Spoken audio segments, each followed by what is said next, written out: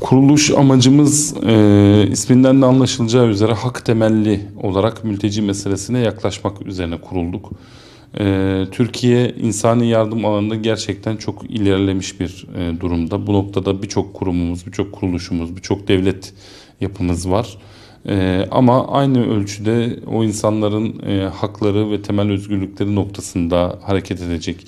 Bu noktada bir hak ihlali olduğu zaman onun arkasında duracak. Onlar adına adeta onların savunuculuğunu yapacak insanlara ihtiyaç vardı Türkiye'de de. Bu noktadaki eksikliği görerek kanaat önderleri, basın mensupları, düşünürler, yazarlar, çizerler ve avukatlar olarak böyle bir dernek kurduk. Bu noktada özellikle hukuki danışmanlık hizmeti sağlıyoruz. Burada haftanın 6 günü bulunan Suriyeli avukatlarımız tarafından Arapça, İngilizce ve Türkçe olmak üzere yöneltilen sorulara cevaplar veriliyor, yönlendirmeler yapılıyor. Türkiye özelinde ve hak temelli çalışma özelinde aslında sadece insanları tavsiye etmekle çözüm bulamıyorsunuz. Bunun ötesine geçerek o sorunu çözmek anlamında gereken hukuki girişimlerde bulunmak, davalar açmak, karakollarda, göç müdürlüklerinde, geri gönderme merkezlerinde ilgili iş ve işlemleri yapmak üzere de hem avukatlarımız, hem stajyerlerimiz, hem gönüllülerimiz çalışmalar yapıyorlar. Dediğiniz gibi Türkiye'de 3 milyon 240 bini geçti Suriyeli nüfusu. Bu kadar büyük bir nüfus içerisinde genelde Suriyelilerle ilgilendiğimiz düşünülse de aslında maalesef hukuki koruması daha zayıf olan Özbekler, Tacikler, Doğu Türkistanlılar, Mısırlılar falan gibi mülteci azınlıkların aslında sorunları bizim için çok daha önemli, çok daha girift olabiliyor. Bunun bir nedeni Suriyelilerle ilgili gerçekten iyi bir kanuni mevzuat oluşumu ve bir pratik oluşu. Devletin bu noktada yönelimi. Diğerleri için sıkıntı ise maalesef hem mevzuattaki boşluklar hem de onların maalesef istenmedikleri bir ülkeden başka bir istenmedikleri ülkeye savrulan insanlar oluşu, mülteci olmalarının altındaki sebepler arasında siyasi sebeplerin bulunuşu, dini sebeplerin bulunuşu, bundan dolayı da biraz daha ötelenmeleri, istensiz hale gelmeleri. Yani mesela son 10 yıldır Birleşmiş Milletler herhangi bir şekilde bir Afgan mülteciyi kabul etmedi. Bu da onları burada Araf'ta kalan kişilerden yapıyor. Özbeklerin, Doğu Türkistanlıların veya Mısırlıların bugün bulundukları veya sahip oldukları kendi meşrepleri, kendi ülkeleri maalesef onları yakaladıklarında onları hapsedecek, işkenceye uğratacak veyahut da yaşam haklarını ihlal edecek uygulamalarına şahit oluyoruz. O yüzden de daha hassas olunuyor. Yani bugün bir Doğu Türkistanlı'nın ülkesine iadesi veya bir Mısırlı'nın ülkesine iadesi o kişinin hayatının kaybolmasına sebebiyet verecek ağır bir hak ihlali olduğundan bizim için çok daha önemli, çok daha kırmızı alarm seviyesinde ilgilendiğimiz mevzular oluyor. Ama dediğiniz gibi bunun yanında Suriyelilerde hem sayı itibariyle çok oluşları hem de Türkiye'nin bundan sonraki geleceğinde de aslında uyum, entegrasyon ve diğer tüm unsurlarıyla beraber geleceğimizi inşa edeceğimiz bir yapı olması hasebiyle üzerine çalıştığımız gruplar arasında. Birçok kişinin bildiğinin aksine Türkiye mülteci kabul etmeyen bir ülkedir. 1952 Cenevre Sözleşmesi'ne coğrafi sınır kaydı koyduğundan dolayı Avrupa Konseyi üyesi ülkeler dışından gelen ülkelerden gelen insanlar sadece üye yani mülteci kabul eden ülkelere gönderilmek üzere geçici olarak Türkiye'de bulunabilirler. Yani bu manada bu ülkelerin yani Afgan, Özbek, Tacik, yani Suriyeli veya Mısırlı veya Afrika'nın herhangi bir yerinden hiç fark etmez. Türkiye'de mülteci olarak kalabilmeleri zaten mümkün değil.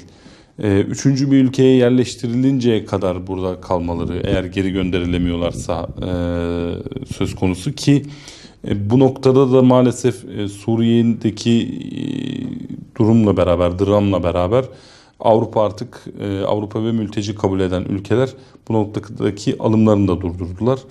O yüzden burada işte biz Araf'ta dediğimiz hani ne gidebilen ne geriye dönebilen burada geleceğini ne olacağını bilmeden inşa etmeye çalışan, daha doğrusu gününü kurtararak yaşayan bir toplumsal kesimle karşı karşıyayız. En büyük zorlukları bu.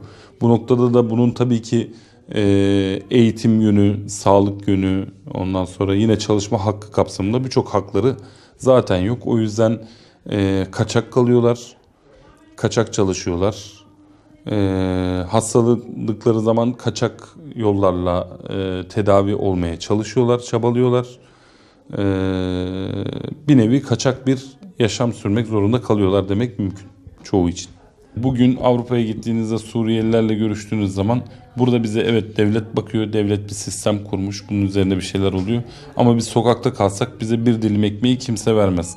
Türkiye'de ise devletten bir maaş almıyor bu insanlar sonuç itibariyle veya devletin bir fiil bakımında olan tabii ki kamp bölgesinde yaşayanlar var ama kampların dışında kalan insanlarla ilgili aynı şeyi söylemek mümkün değil. Onlara kucak açan daha çok toplum oldu veya onları kabullenmek, onlarla beraber bir geleceği kurmak özellikle Doğu bölgeleri açısından konuşulduğu zaman mümkün. Avrupa sadece kendi potansiyelini, kendi teknolojik gelişmişliğini, kendi ekonomik gelişmişliğini devam ettirebileceği bir nüfusa, insan gücüne ihtiyacı var. Bu insan gücünü mülteciler üzerinden devam ettiriyor ve tamamen pragmatik olarak olaya yaklaşıyor. O yüzden de kendisine faydalı olanı kamplardan bir an evvel çıkartıyor, vatandaşlık sürecini alıyor veya iltica taleplerini kabul edip devam ediyor. Ama kendi işine yaramayan, o noktada faydalanmadığı insanları da geri göndermeyle meşgul oluyor. Daha da gelmesin diye sınırlarına tel örgüler çekiyor vesaire. Kaldı ki bugün gelişmiş ülkeler mülteci kabul ediyor veya mültecilikle ilgili konuşuyor. Bugün savaşların nedenlerine baktığınızda, savaşı çıkartanlara baktığınızda, savaşlarda en fazla silah satanlara baktığınızda aslında mülteciliği doğuran sebepleri ortaya koyanların yine bu ülkeler olduğunu, bu savaşlardan nemalanan, bu savaşlardan faydalanan ülkelerin aynı zamanda bu savaşlardan sağ çıkmayı başaran insanların üzerinden yine başka bir fayda sağlamaya devam ettiklerini, bu düzenli ve çarkı o şekilde kurduklarını görüyorsunuz. Yani, her gün bombaların düştüğü, varil bombalarıyla o bombanın nereye düşeceği belli olmadığı, insanların annesini, babasını, kardeşini, çoluğunu, çocuğunu gözleri önünde toprağa gömdüğü, evlerinin yıkıldığı, köylerinin tarandığı veya ne zaman nereden kim gelip de işkence uğrayacak veya tecavüze uğrayacak belli olmadığı bir yerde insanların yaşama imkanı yok. Zaten mülteciler ellerine alabildikleri çantalarla, taşıyabildikleri çantalarla maalesef sınırları yürüyorlar. İnsanlar mayınlı tarlaların içlerinden geçerek Türkiye'ye sığındılar. Yani bu noktada onların bu durumunu çok iyi anlamak lazım. Ben yarın Suriye'ye geçeceğim bu görüşmemizden sonra. Yine orada biz oradaki çocuklar, oradaki kamplara programlar yapıyoruz. Hala yıkık şehirler, hala kendine gelmeye çalışan bir ülke ile karşı karşıyayız.